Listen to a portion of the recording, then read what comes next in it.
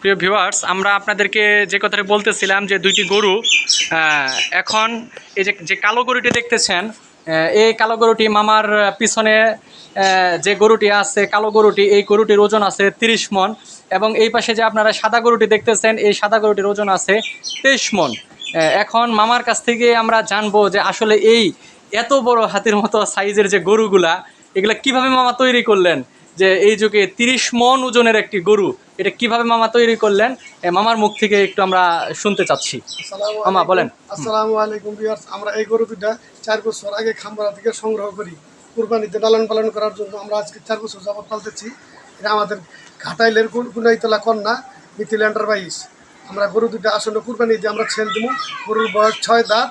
আমরা এই গরুগুলা খেয়ার ভুসি, ভুট্টার ছোলা, এই যাবতীয় খাবার, দেশীয় খাবার খাওয়ায়া আমরা লালন পালন করছি। এই কুরবানিতে সেল দিয়ে যদি আল্লাহর মতো উপযুক্ত দাম পাই ইনশাল্লাহ আমরা সেল দিয়ে দেবো।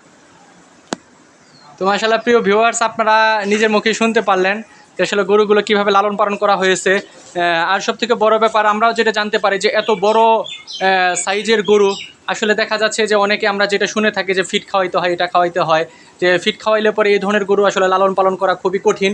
আপনারা সেটা খুব ভালো অবগত আছেন। আর এই গরুগুলোর বয়স 6 দাঁত, যেটা বলে যে মোটামুটি 4 বছর প্লাস, 4 বছর প্লাস হয়ে গেছে।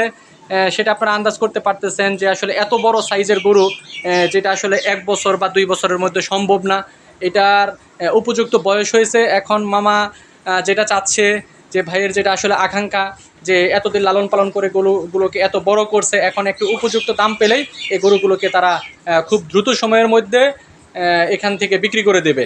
তো আপনারা যারা যারা গরু আসলে নেওয়ার জন্য আগ্রহী তারা চাইলে সরাসরি আমাদের খামারে আসতে পারেন অথবা আমাদের সাথে যোগাযোগ করতে পারেন। যোগাযোগ করে এই গরুগুলোকে আপনারা সংগ্রহ করতে পারেন। আসসালামু আলাইকুম রহমতুল্লাহ।